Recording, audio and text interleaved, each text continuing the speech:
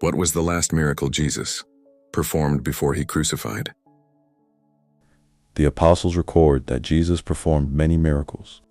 John says that if everything Jesus did was recorded, the world could not contain all the books these would fill.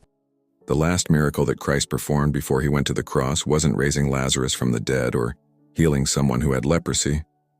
No, the last miracle he performed was returning an ear to the head of the high priest's servant, an ear that his disciple, Simon Peter, had cut off with a sword. When the temple guard and the Roman soldiers arrived in the Garden of Gethsemane to arrest Jesus, Simon Peter was so frustrated that he pulled out his sword and took a wild swing. And off came Malchus's ear. I think Peter probably was aiming for the servant's head. Matthew 26:51-52. With that, one of Jesus' companions reached for his sword, drew it out, and struck the servant of the high priest, cutting off his ear.